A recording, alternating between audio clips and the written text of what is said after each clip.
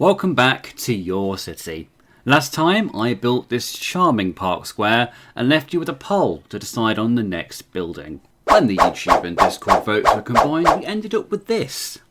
Bringing up the rear with 5% of the vote each were the apartments and the bank. And just missing out on a podium spot with a measly 15% is train station. Just sliding in front with 20% of the vote and taking bronze was something else. A majority of these votes actually came from YouTube itself, so thank you everyone that spammed the suggestions in the chat. There's only a 5% difference between second and first place this time. First runner-up goes to City Hall with a sizable quarter of all the votes. And that leaves the gold medal to go to Restaurant with 30% of the votes. I don't know who you're going to call because absolutely nobody wanted a firehouse this episode. Get out of here. So, we're left with one final question. What kind of restaurant did the Yorcity citizens want? One more Discord poll later, and you told me that Italian was the way to go. So let's stop talking stats and start slapping down blocks.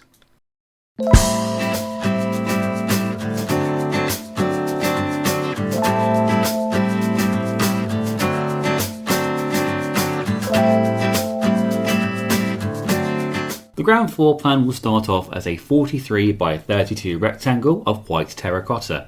Later on you'll see me edit and extend this as I play around with the entrance, patio and kitchen areas, but this is the size I finally settle on. There will be 7 rooms altogether on the ground floor.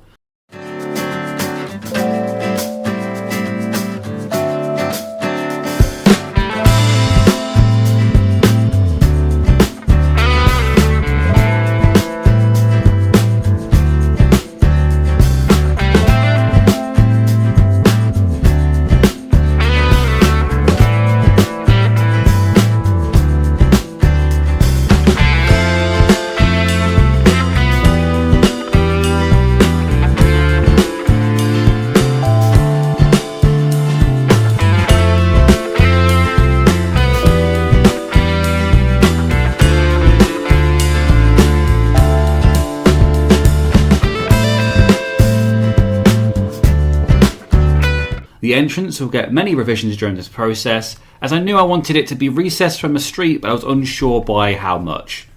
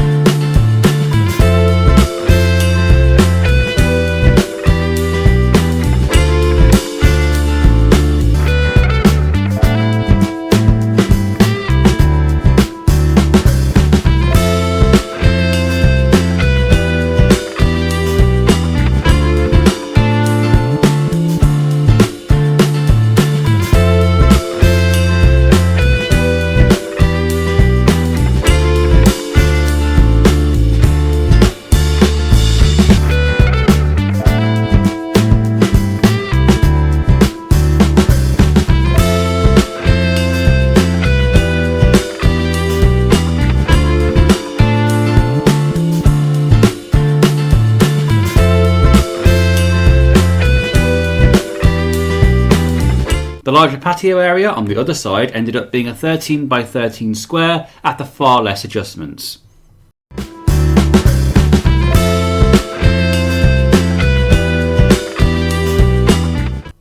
At the rear of the property we map out the kitchen areas and downstairs toilets.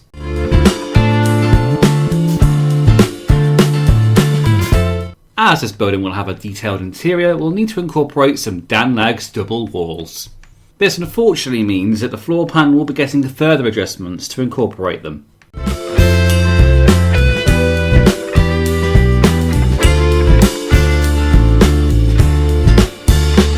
The patio area will be a mix of smooth basalt and mangrove planks arranged in a checkerboard design.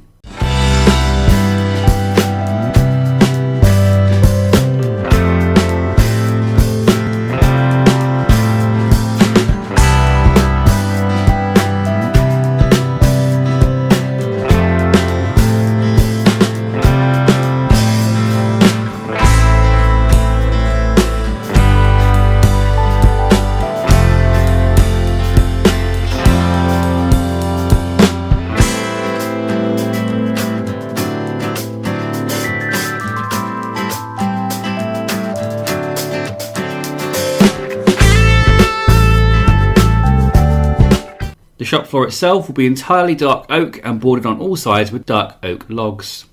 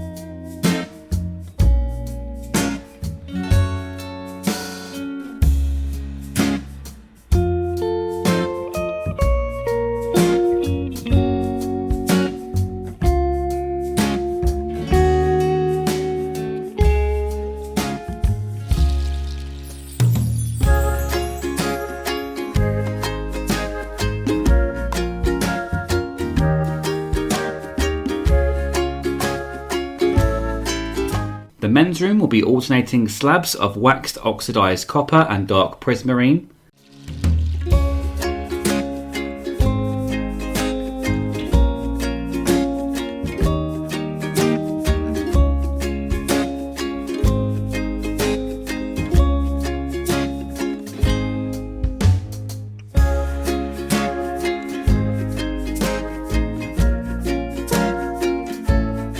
The ladies will have a fetching combination of purple and cherry plank slabs.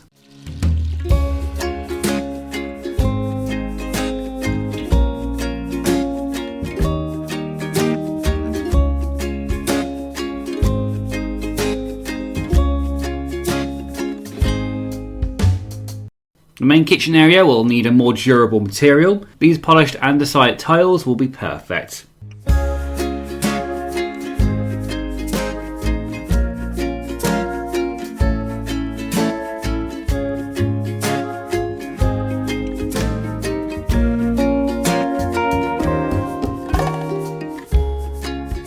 Behind the kitchen, the cold storage area will be kitted out in smooth stone.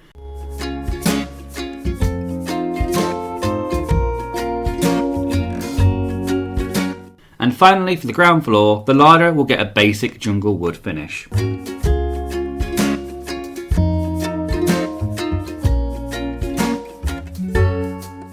We replace the outer edge of placeholder terracotta with sandstone to give the restaurant a bleached stucco effect. The ground floor door frames and windows will return to an early favourite, mudstone bricks.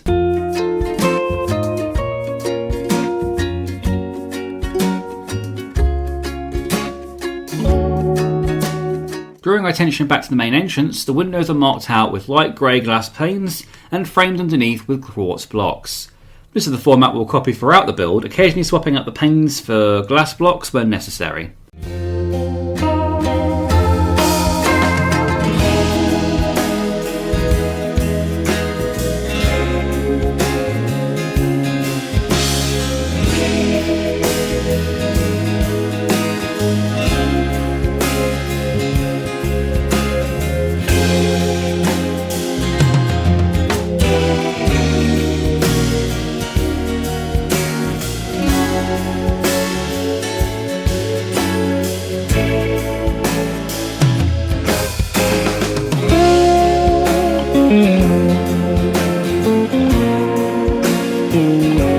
Door frames at the main entrance will be 4 blocks high and inlaid with more glass panes.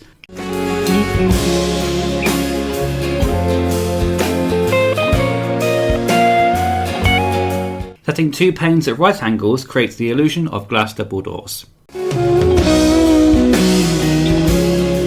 2 more windows are punched out in the terracotta sandstone to bring out more natural light into the dining area.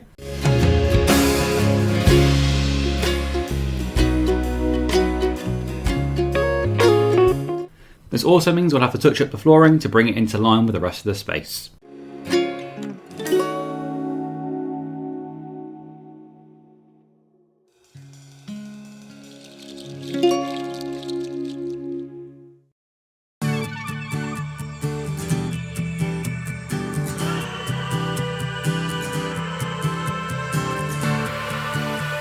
Next we go around the whole building, placing the windows with light grey glass blocks. With the exception of the shop floor, these end up terminating at 4 blocks tall from the ground.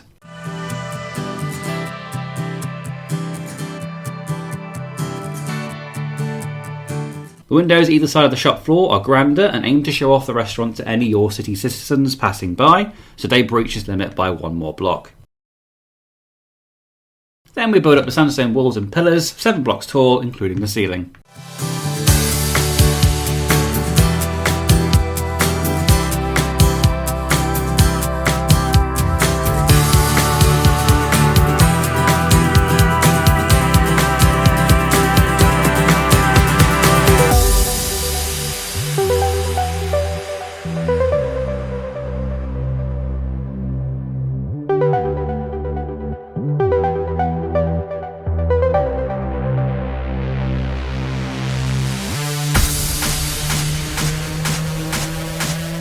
Going back to the patio area, we further refine the pillars by replacing some of the sandstone with mudstone fence posts and finishing off the door and window frames.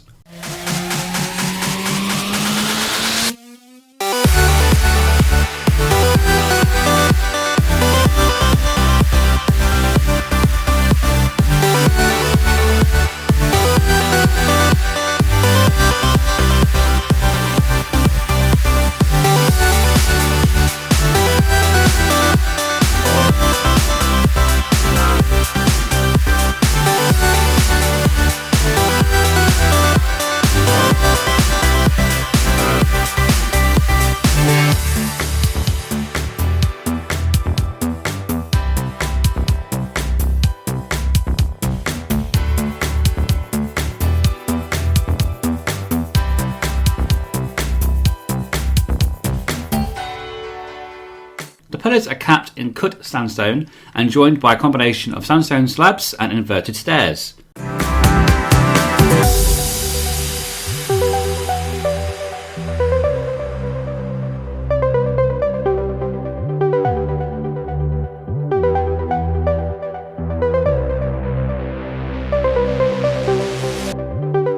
The inverted stairs carry over to the 7th level, being placed a block apart on this near side corner. Slabs will then fill in the gaps. Now we're going to tackle the undercropping. We want to maintain an authentic rustic look to the restaurant, so the porch is filled with cut sandstone. The patio starts off as an interlocking grid of dark oak log beams. These are spaced 3 blocks apart and filled in with spruce slabs.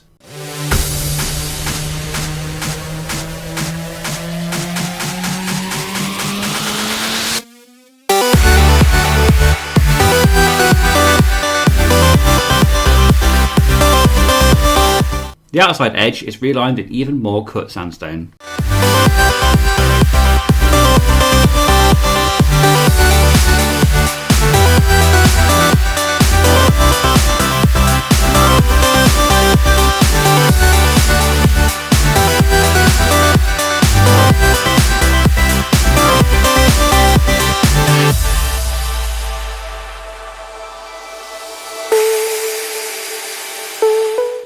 The first room we're going to develop are the downstairs toilets. Partially alright, we'll sand in for textured marble walls.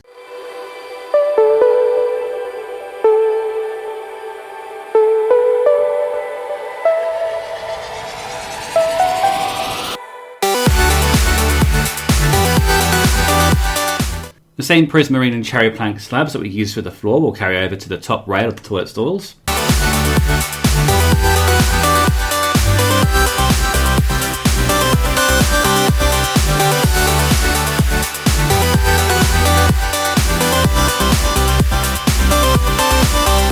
The actual lavatory itself is made from 3/4 stair pieces. We start with an inverted quartz stair and mirror this on the other side. The final stair is placed normally, but with its tall side facing the last stair we placed. Any carpet tile can be placed on the upturned stair to act as the lid.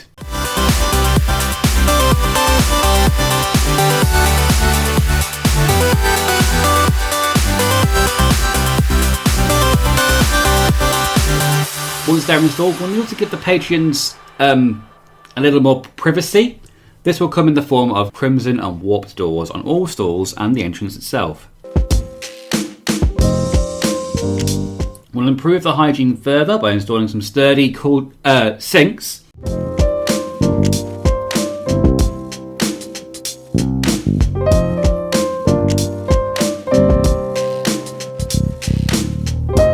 And a simple stone brick stair will stand in for the hand dryer units.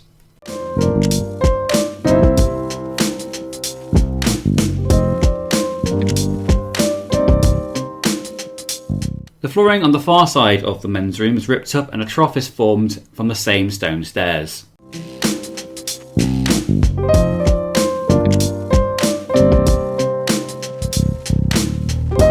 The splashback walls are made from basic stone, and these are eventually topped with a shelf of polished andesite slabs.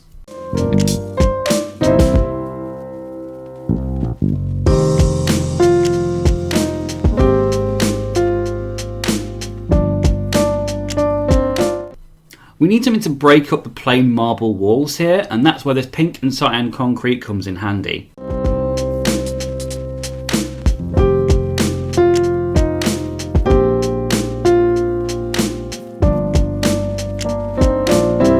For the ceiling, we used a layer of chiselled quartz to give it that expensive textured marble look.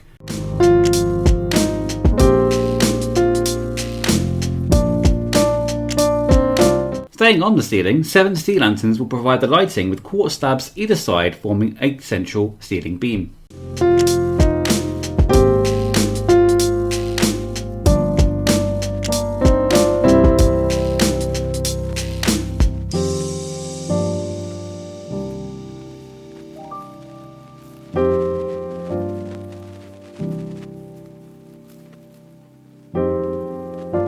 Quickly we'll add some iron doors to drastically improve security at the rear, and a wood finish keypad on either side.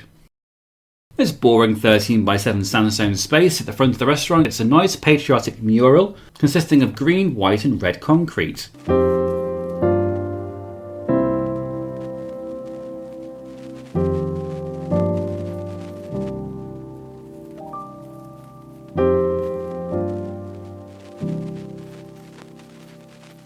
The porch column is replaced with brick blocks to break up the flat cream colour.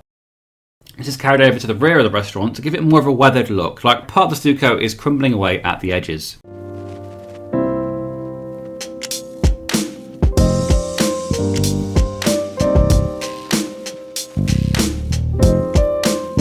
The main kitchen area and larder is lined with pillar quartz, 2 blocks high.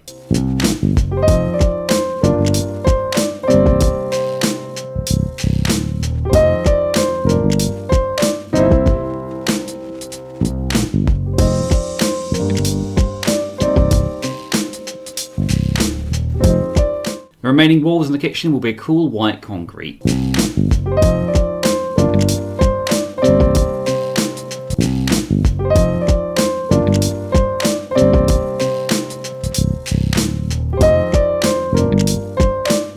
The exception will be the larder, which continues the quartz pillar blocks up to the ceiling. Under the windows we placed twin inverted quartz stairs to form the windowsills.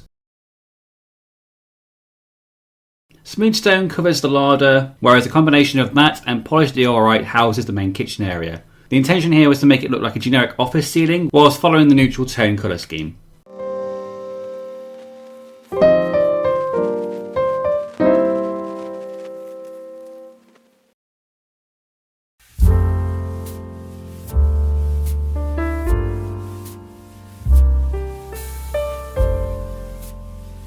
Verdant frog lighting is installed throughout.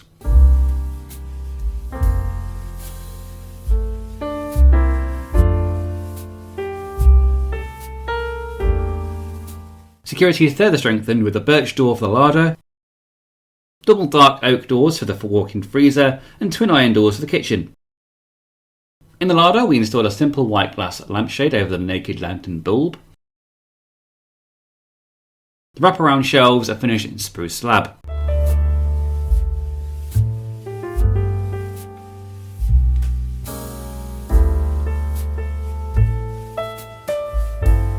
Now it's time to stock the larder with crates, packaging and fresh produce.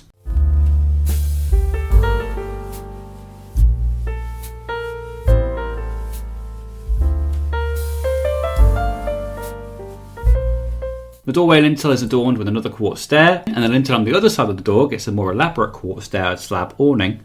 Following this, we build the first set of countertops out of brown concrete on the windowed wall. Then we'll start installing a large stone baked pizza oven.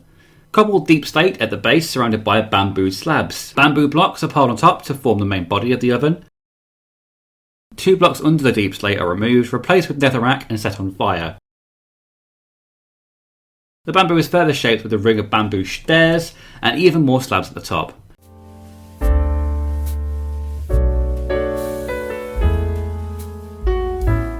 Returning to the countertops, we fill the empty wall with 3 matching overhead cabinets. These are topped with dark oak slabs and stairs in the centre and at the corners. The wall next to the larder is a perfect place for a double iron block fridge. The same stone button handles will carry over to the countertops and cabinets. Chiselled bookcases will act as an extra storage under the central cabinet. A 3x3 bookcase surrounded by dark oak doors and trapdoors will take the place of a cookbook ingredient cabinet on the other side. The same trapdoors will be helpful in lining the sides of the overhead cabinets. The countertops will be covered in a dark grey carpet, giving that sleek slate look. A cauldron sink either side is a nice finishing touch. Over on the other side of the room, further storage is made with this dark oak shelving unit. The food preparation area is placed opposite the pizza oven in a double T shape and topped with the same grey carpet as earlier. A small cabinet is installed between the shelving unit and the recipe cabinet.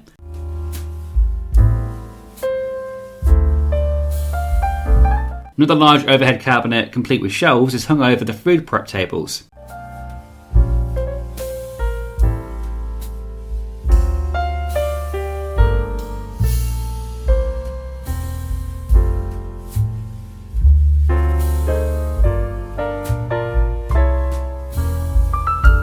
A smaller bookcase hangs over the small cabinet as well. This is lined with dark oak trapdoor to match. A compost bin will act as a refuse receptacle at either side of the oven and the larder. And finally, we'll add some classical paintings to the remaining walls.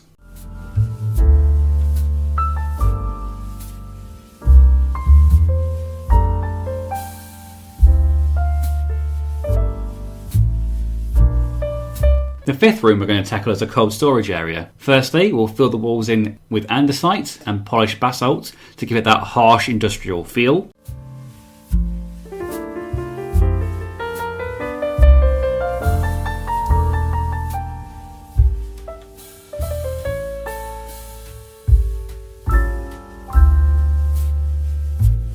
Then we'll install internal deep slate keypads to the back doors. The stock is stacked in 4 rows of 2x3 in a combination of chiselled and regular bookcases.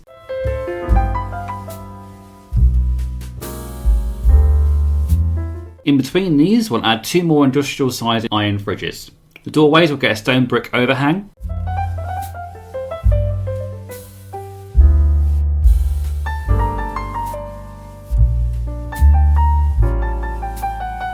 And cold storage has a slightly vaulted ceiling with stone brick stairs at the edges. The ceiling itself will be lined in polished andesite slabs and sea lanterns.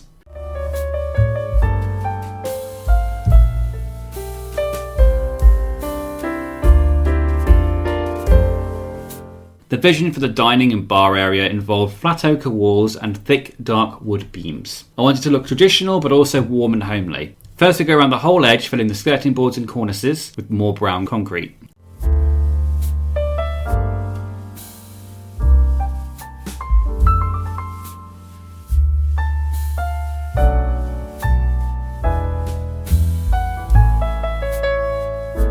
We break from the walls momentarily to tackle the lazy spiral staircase.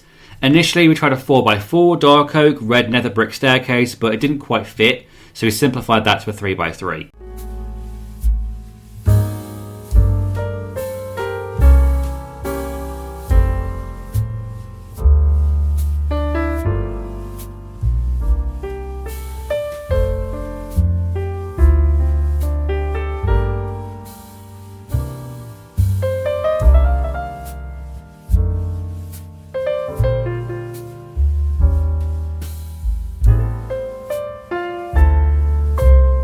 The bottom steps are placed 6 blocks away from the restroom wall. The first flight was 3 blocks tall before turning 90 degrees east and repeating until they reach 10 blocks tall.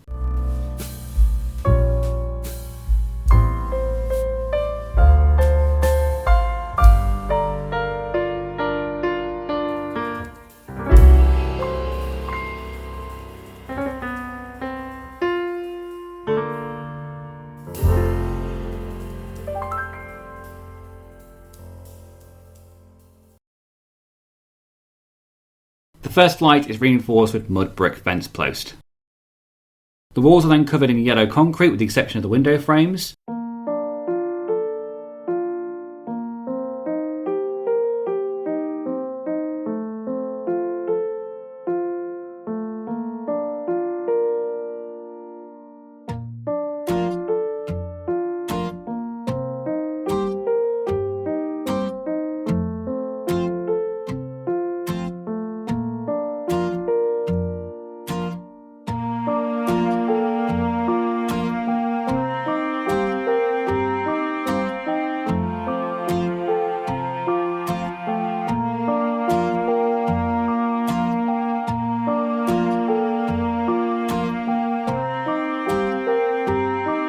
As they are lined with yellow terracotta instead.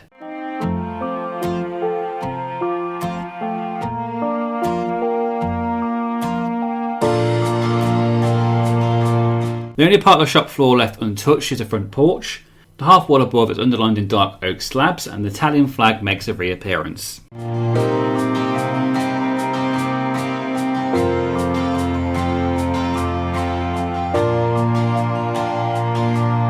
We move back to the balcony area and immediately build up the height of the alternating blocks of chiselled and smooth sandstone.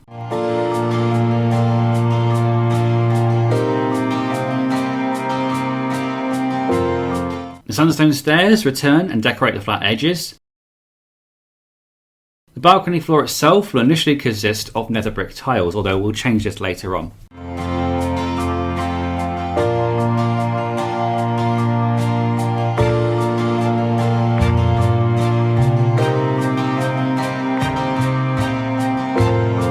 We place a cut sandstone block on the upturned stairs, connected by slabs to form a balustrade.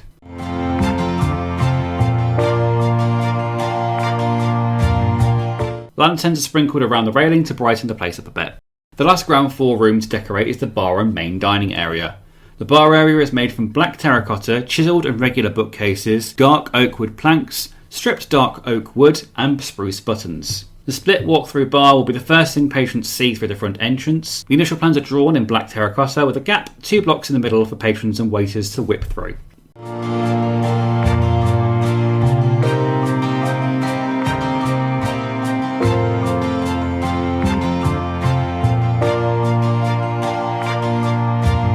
The bookcases will take up the centre spot behind both counters in place of alcohol and various decanters.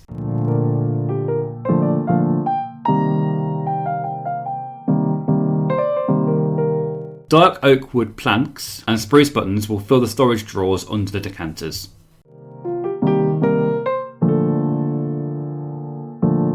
Spruce trapdoors will create the hatches separating the bartenders from the patrons. And sticking with the trapdoors a moment, the messy back wall and doorway awning are covered in even more dark oak. The stripped wood counters are adorned with barrel kegs and stone step tills.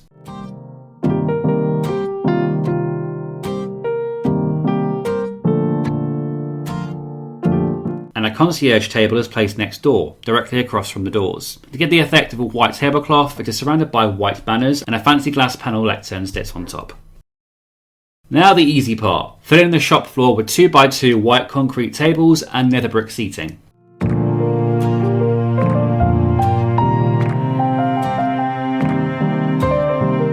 smaller dark oak and white carpet two-seaters occupy the snugs at the windows.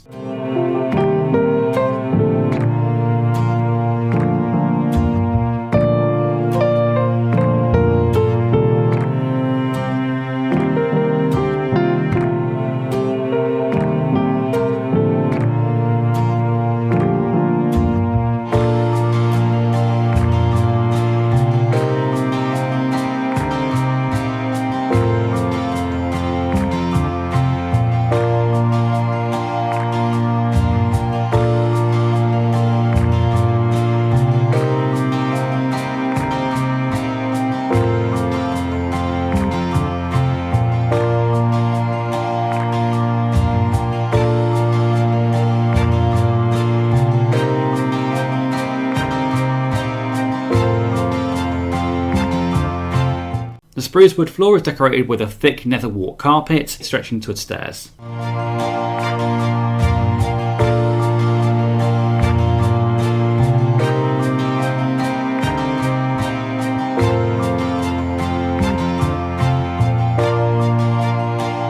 Green concrete replaces some of the white at the table to complement the Italian theme. We'll take a quick pause to place several shrubs and ornamental spruce around the restaurant.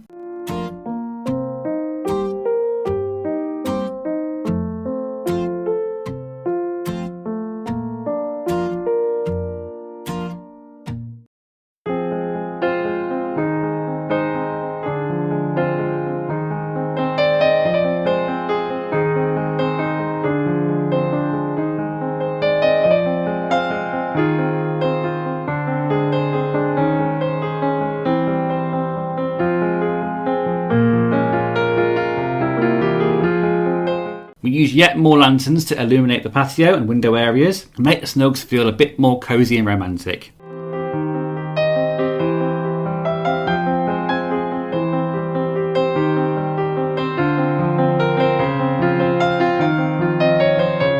Finally, a pair of condiment stations are erected out of chisel bookcase and oak stairs.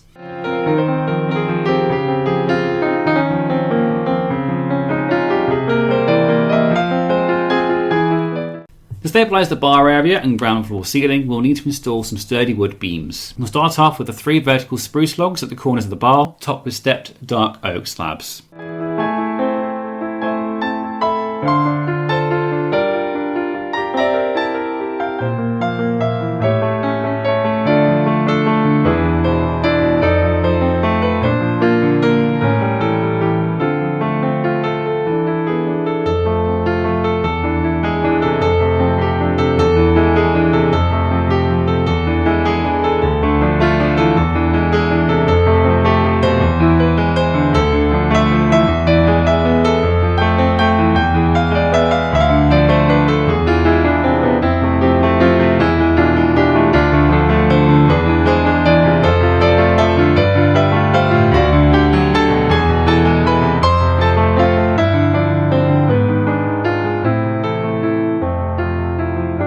We'll also take this opportunity to put up some more classical artwork in the dining area as well.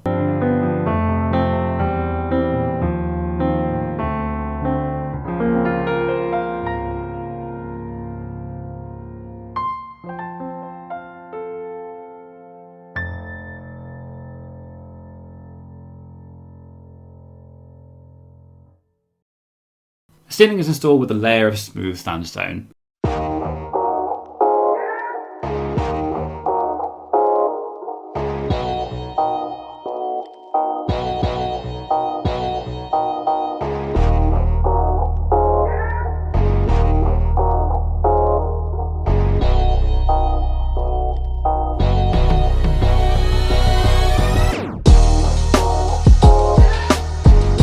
Beams are extended at 90-degree angles from the highest slabs of dark oak. From then onwards, it is placed in a 4x4 interval.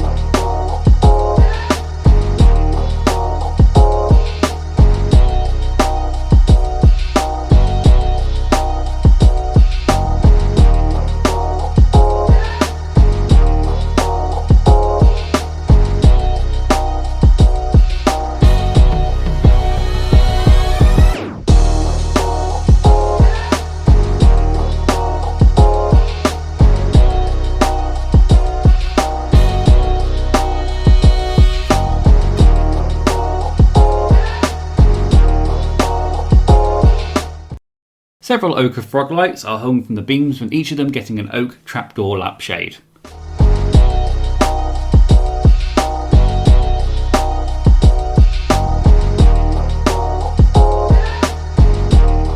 Next, cornices are carved out from the sandstone slabs and stairs.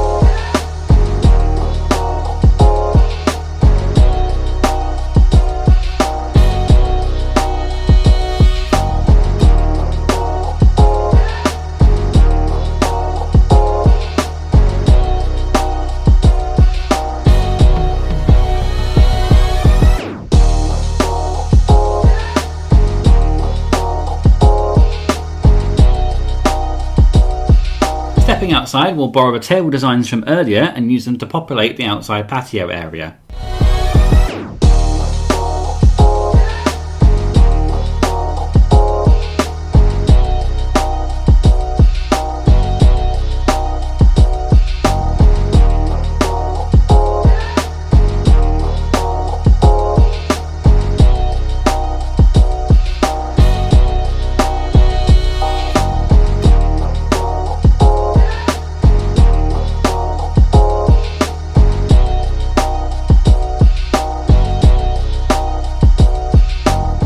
A grass block surrounded by birch trapdoors forms a bulky flower pot, and jungle leaves creeping up the patio entrance give the appearance of ivy.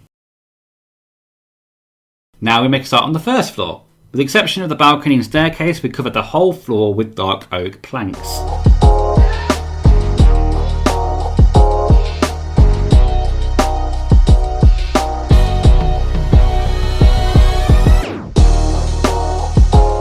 It does look a bit uninspired to begin with, but never fret as we're replacing parts of this later.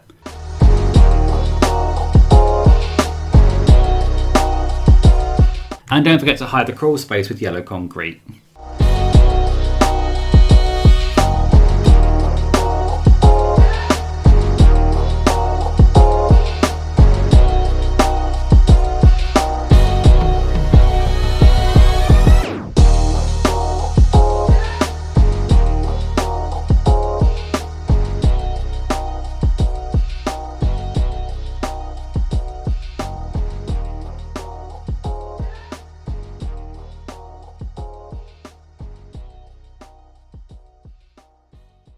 We're going to extend the balcony to wrap around the front of the building.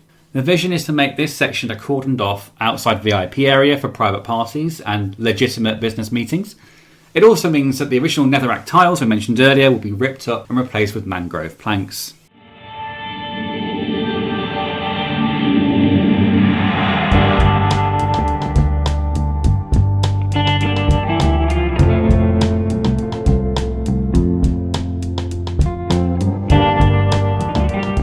Next, we'll connect the balcony railing to the wall with another inverted sandstone stair and slab before circling the entire floor in cut and regular sandstone blocks.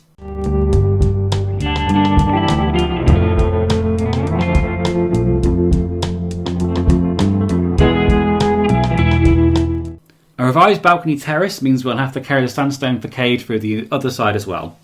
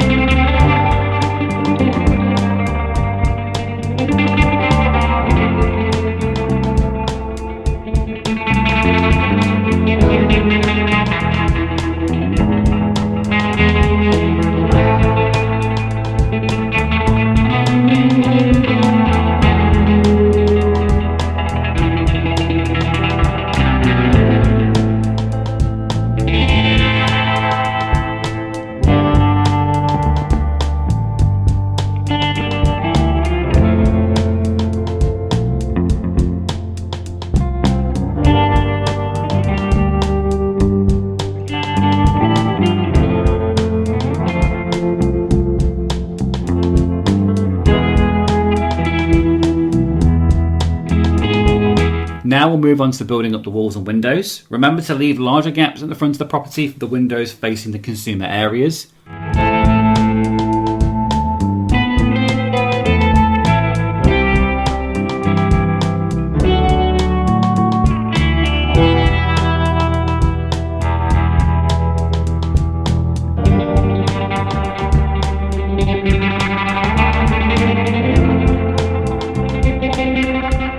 The inside walls of black terracotta.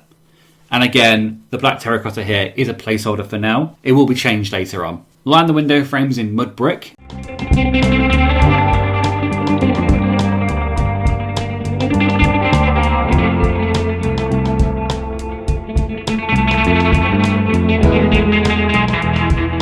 The private terrace is cut off from the general public with a white glass pane barrier. Then we start marking out the rooms on the first floor.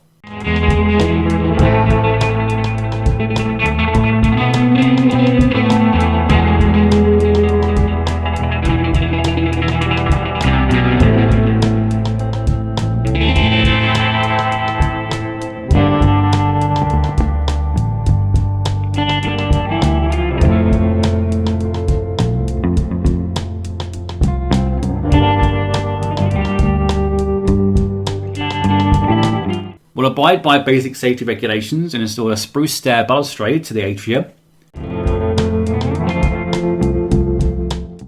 And whilst we're here, we'll clean up the ugly edge underneath the slabs.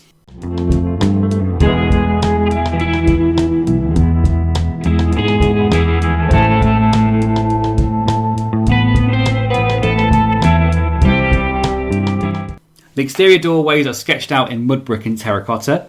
The balcony windows are constructed out of light grey glass panels to maximise space, whereas the terrace will be made out of sturdier glass blocks.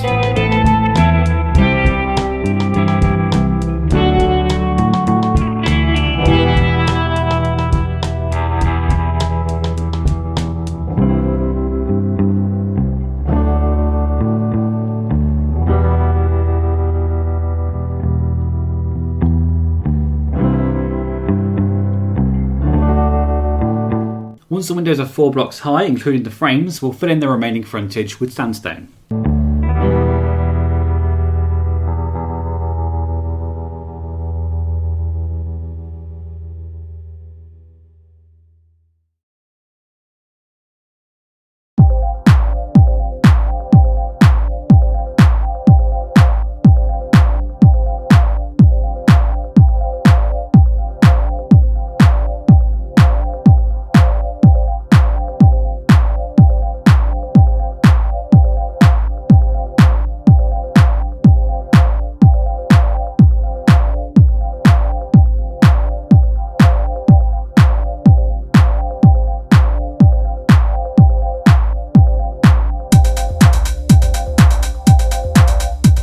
You may have noticed earlier, but we left this 3-block indent at the back of the property. This will allow space for the wraparound rear roof trim. It'll also help cement the idea that the restaurant has extended to the first floor at different times over the years.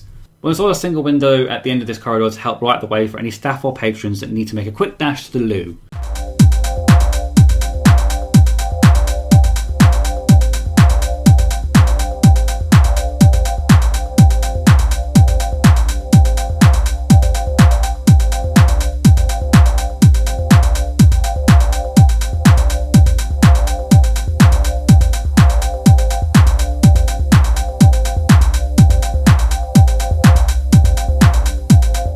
The roofing will predominantly be wax cut copper stairs to give it that authentic terracotta tiling finish.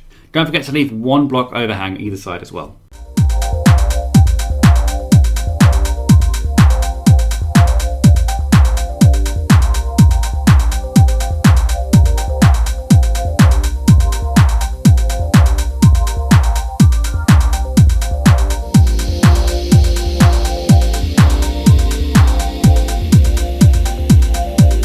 This floor will intend to have a function room, an overflow dining area and secondary toilet block, but will mostly be reserved for the restaurant staff and managers. We'll carry the netherwort carpet from the stairs to the balcony doors here.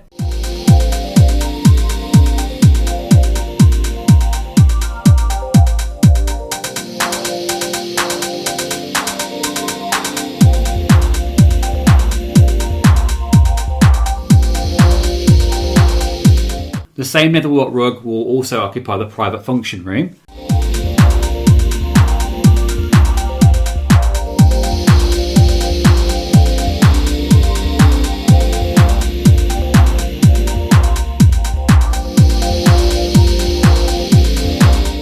And the spruce planks are swapped out for complementary nether brick instead.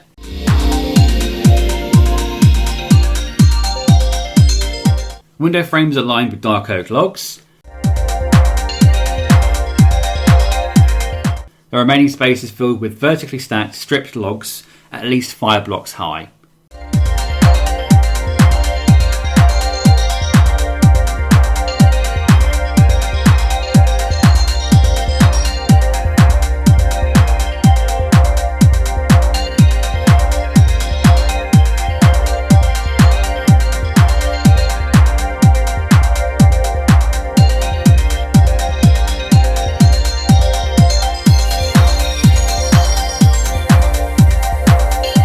We punch out a 2x2 space opposite the exterior doors, leading into the overflow dining area. The cornices and skirting boards are lined with horizontally placed stripped spruce logs to give the walls a look of rich mahogany panelling.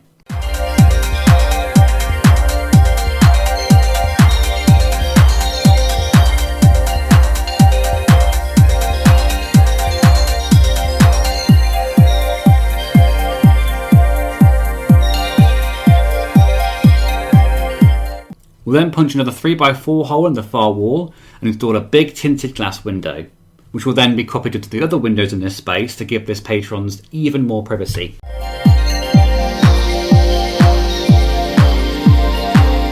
The exterior wall will then be built up to strengthen. The large boardroom table will start off with 6 netherrack fence posts.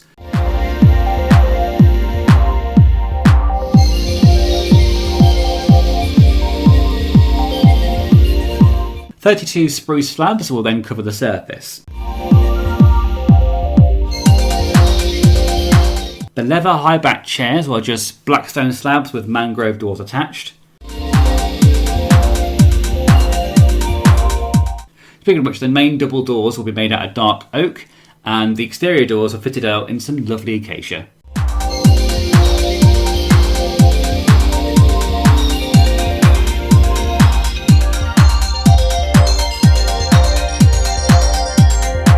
The corned off glass barrier gets a white carpet railing. A luxurious black leather sofa is slotted in between both double doors. The boardroom is decorated further with 2 tall bookshelves.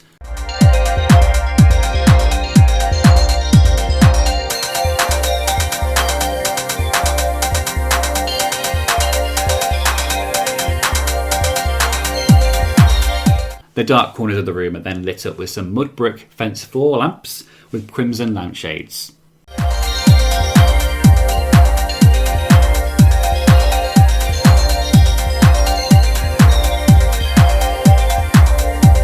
The sofa is accompanied by some complementary armchairs either side. And more storage is achieved with spruce stair shelves above the exits. These are then adorned with assorted wildflowers. To get that expensive marble ceiling look, we'll add an inverted quartz stair cornice.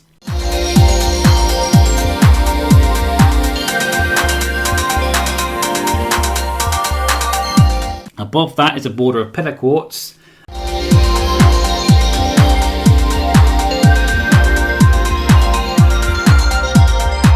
And the rest is filled in with a layer of diorite. Finally, we'll connect the chocolate crimson glass chandelier above the board table.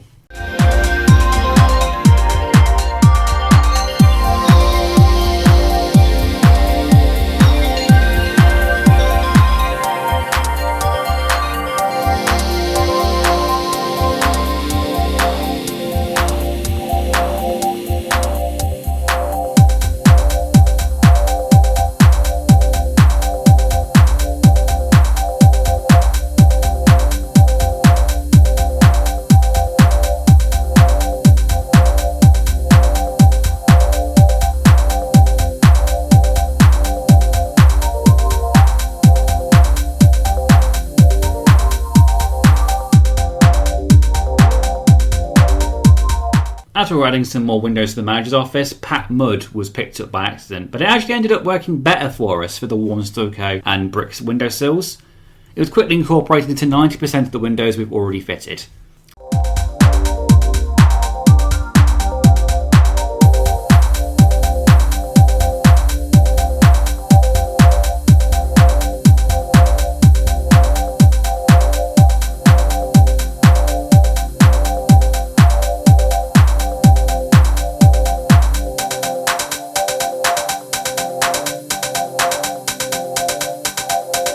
The staff room gets its own window too.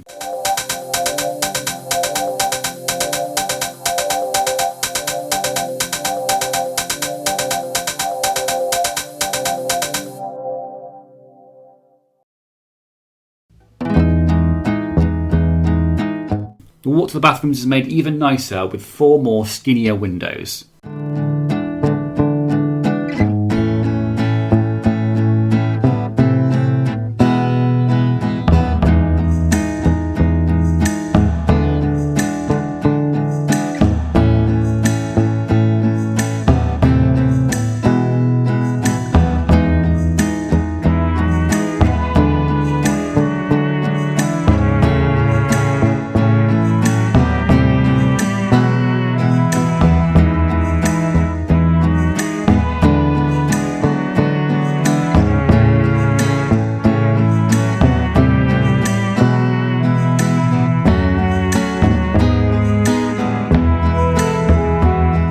A final window is punched out in the remaining office wall.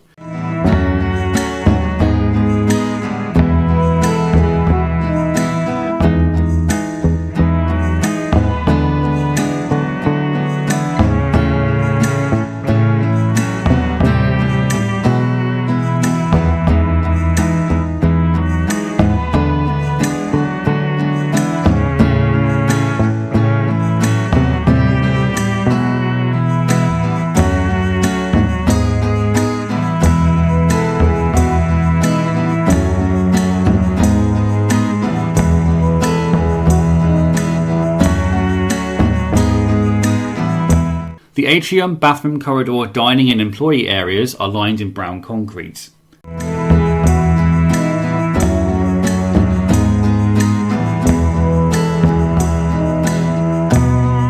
These are then built up 5 blocks high with endstone bricks.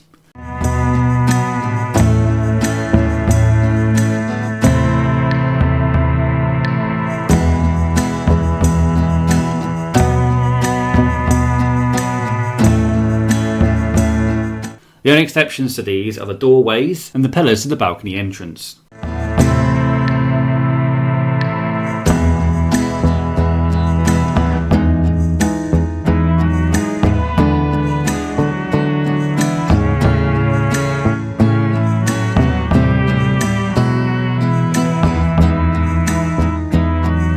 Moving on to the upstairs bathrooms, we build up the walls in both cubicles with white concrete. At either end of the walls, we'll add the Italian flag in a repeating pattern.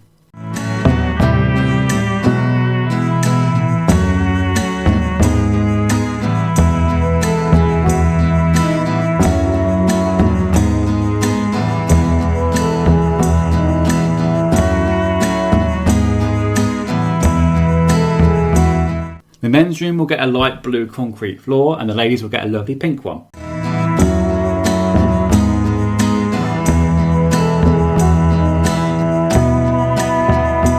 The toilet stalls are built out of cyan and magenta concrete, with the stall doors in mangrove and spruce respectively.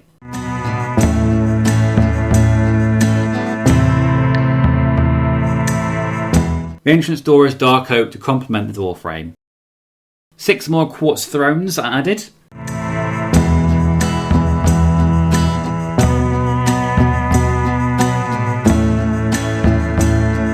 There's just enough space to punch a few dome brick hand dryers.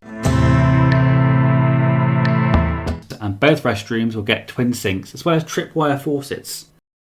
The ceiling is bathed in a sturdy smooth stone. And twin sea lantern strip lights are hung in both toilets.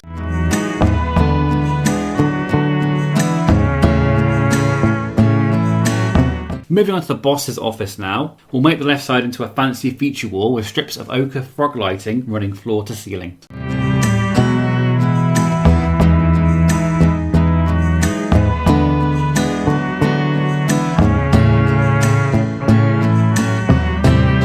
The rest of the walls will be cooled down with white terracotta. That appears more creamy pink than white, but we'll gloss over that.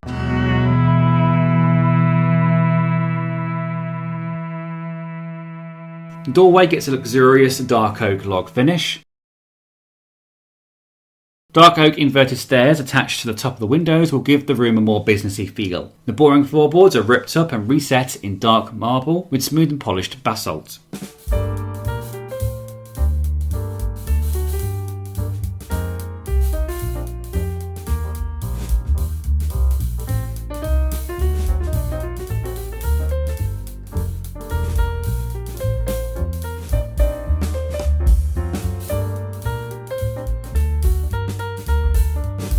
More dark oak double doors cordon off the office from the public. The restaurant manager has expensive taste, and for that reason we're giving him a chunky stripped dark oak desk. He's also borrowing a few function room chairs for himself and specially selected business partners. A spotless cream corner sofa is designed and fitted with white concrete, quartz slabs and blank birch signs. In the opposite corner we'll put the mangrove stair trophy case. Let's slide in a twin chiseled polished black stone filing cabinet either side of the desk and add stone buttons for easy access. Another 3x3 bookcase covers the remaining bare wall. A spruce plank drawer is inlaid at the bottom and of course the sides are lined in similar trapdoor.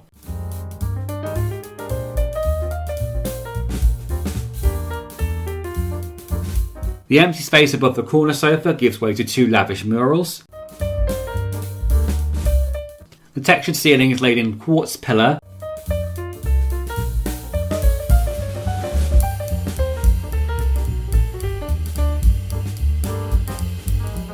With the centre section carved out in quartz stairs to hold the birch sea lantern chandelier.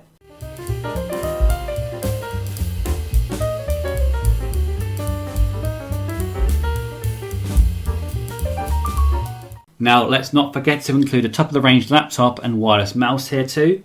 More birds of paradise adorn the trophy case to finish. We use dried kelp to give the staff room a green tiled look at the corners and fill the rest in with cool lime terracotta.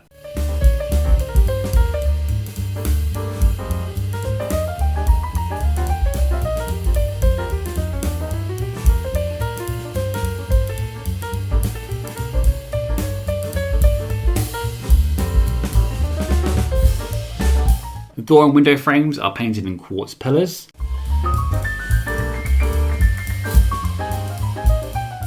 Quartz bricks also form the skirting boards and the backsplash. A small polished deep slate fridge occupies the far corner, which we will adorn with a polished black stone slab and a stone button handle. We went with a rustic log cabin feel here by installing a dark oak log kitchen unit. Chiseled bookcases and a sink are added for necessity.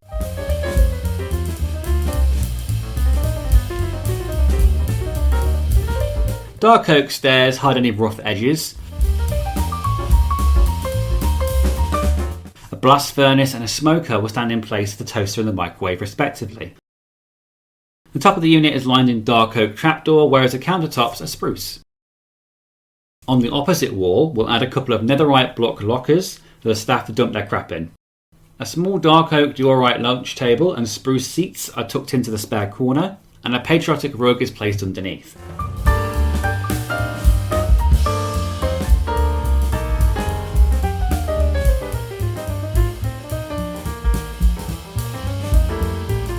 The seating area is expanded in front of the large window with a few more dark prismarine sofas.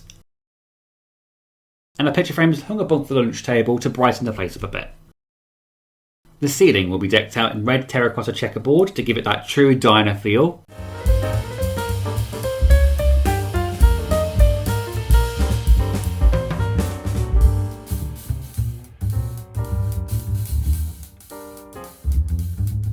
And finally, 4 2x2 ochre frog lights are included in each corner to add some warm artificial light.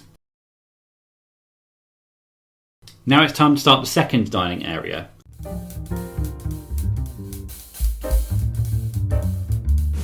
We start by placing nether brick stairs in the place of dining chairs and booth seats. We then copy the design from downstairs for the white concrete and dark oak tables.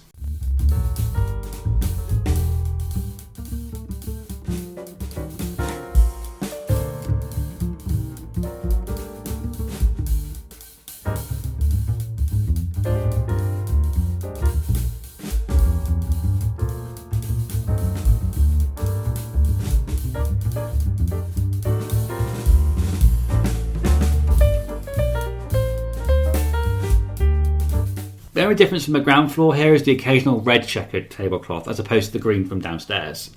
To achieve a smooth transition from the public and employee areas, we'll cordon off this section of the floor with brown concrete and end stone bricks. The doorway will hold double birch doors in contrast to the usual dark oak. We'll place some cherry plants in birch pots either side of the manager's entrance.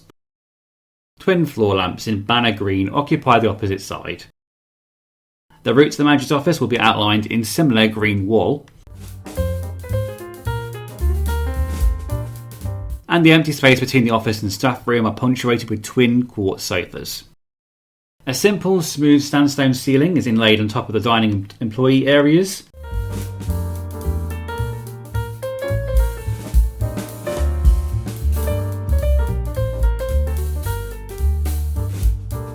A penultimate line of cut sandstone runs the length of the first floor. Retreating back inside, we experiment a while with a grand lighting sculpture in the atrium.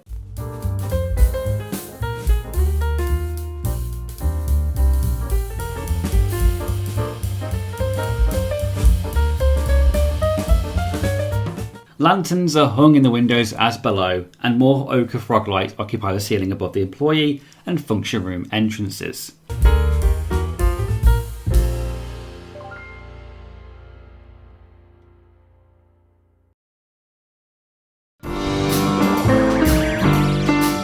And even more above the bathroom corridor.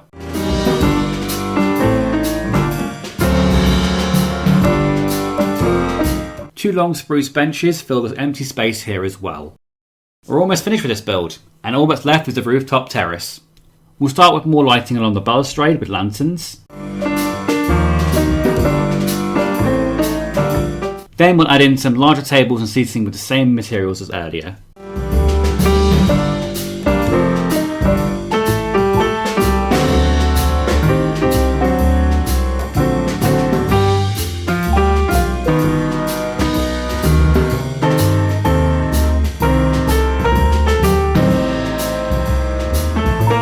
Private terrace will get slightly smaller tables but wider seating.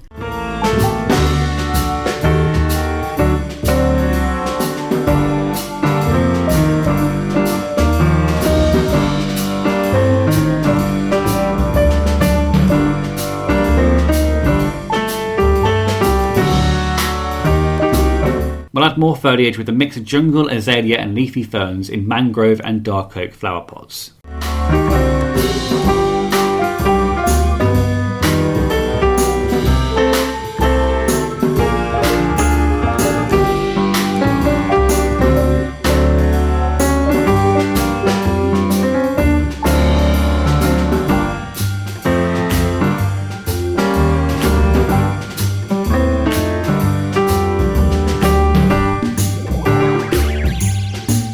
A file line of cut sandstone encircles the first floor, although this will mostly get hidden behind wax cut copper stairs later. The roof itself will be built in a relatively easy to follow mansard formation.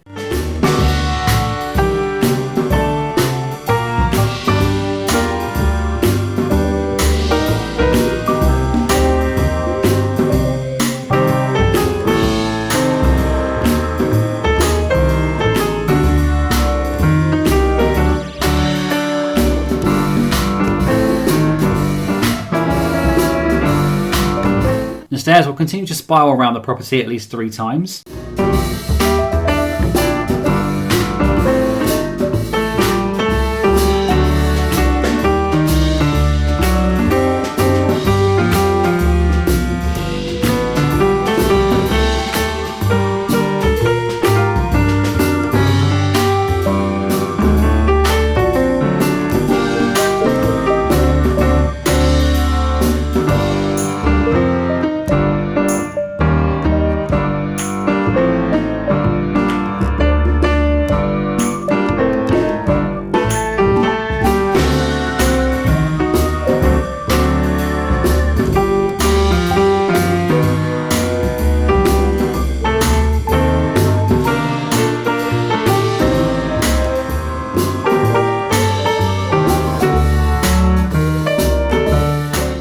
remaining gap will be plugged in with wax cut copper blocks.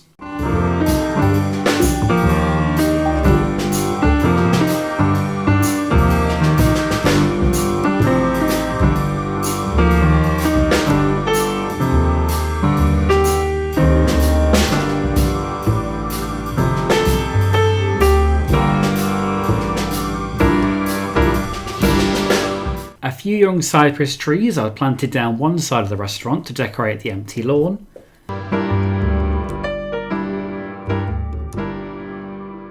And finally, St. Georgio's traditional Italian restaurant gets a rustic acacia sign hung from the porch. Now let's celebrate all our hard work with a nice long walk around St. Georgio's.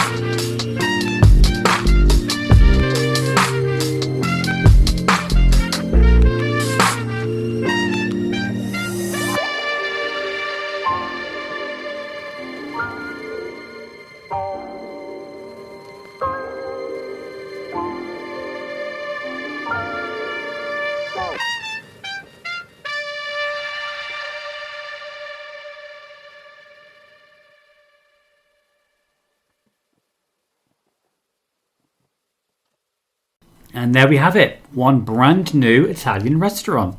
Thank you everyone that liked and commented on episode 1 of this series, and above all being patient with me, with the length of time it's taken since this video has come out. I've recently moved house myself in between episodes, and as anyone who's experienced that knows, it can be a slow and stressful process. But we're settled in now, so hopefully we can bring this series back to a semi-regular upload. As before, I will leave you with another poll to decide episode 3's new addition. Your choices this time are a cosy coffee shop, an industrial garage, a tranquil boat slip and quay, a small local library, and back by popular demand from the previous poll, City Hall. And of course, if you have any better ideas down in the comments or on our LWAG Discord, please let me know. If your suggestion gets the most votes, it might just end up in your city. Voting will finish at the end of this month, so get those comments and Discord votes coming in. And I will see you in episode 3.